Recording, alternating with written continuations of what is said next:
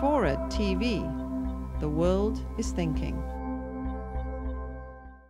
I'm sure you saw Malcolm Gladwell in his interview, his review in the New Yorker. You reviewed it. He makes the example of YouTube and Google, and how they're just giving away this bandwidth, and that's great. But with 75 bajillion people uploading things, close enough to be free still adds up to real money. I believe he suggests that YouTube would qualify for TARP funds. Yes. He's a very good writer. He's a smart guy. Completely wrong. I'm shocked. My colleague, by the way, I need to disclose this. New Yorker is my sister publication. Condé Nast. He's my colleague. I have huge respect. I wish someday I could be the kind of writer he is. But he knows nothing about YouTube. I was at Google last week. Let us count the errors. First of all, nobody knows how much YouTube, by the way, is a subsidiary of Google, for those of you who don't know.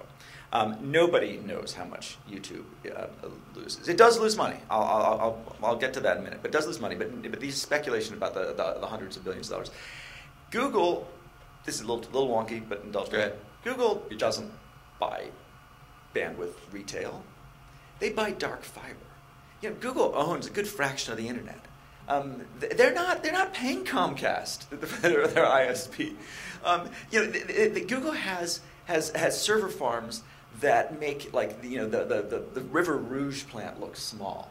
We don't understand the scale at which they work. Their costs are nothing like what Malcolm said. He's off by an order of magnitude. Second point, Google makes money from YouTube. YouTube doesn't have to make money. Google makes money from YouTube because what Google has 300 services, of which maybe 290 are free.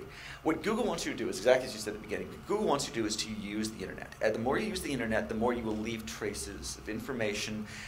Your actions let Google make more money by selling ads. The attachment to the Google network will ultimately benefit Google. And whether it's that you switch from YouTube to one of the other services they monetize, or whether the information between the videos you upload and the videos you watch allow Google to create smarter businesses elsewhere, they will extract money. In economics, this is called a complement. You give away the mustard for free to make the hot dog more attractive. No one says that mustard sachets qualify for TARP funds because they understand it's a bigger business here. It's the hot dog business. Last point. YouTube is 5 years old.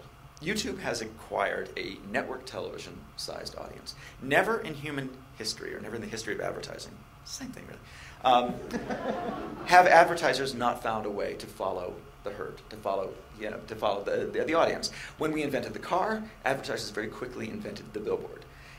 As we moved to television, advertisers quickly understood that that maybe that static picture could be a moving picture. It took them a little while to get that static picture to move. We will, as the audience has moved to YouTube, we will find a way to move to video advertising to YouTube as well. The reason that we can't just take television advertising and put it on YouTube is because television advertising is mass to mass. Coke ad against American Idol. Okay. What do you put against a cat video? What do you put against my favorite soldering tutorial? Coke ad against soldering tutorial, not such a good fit. How do we make video ads that are as granular as YouTube is? It'll take us a while. We'll get there.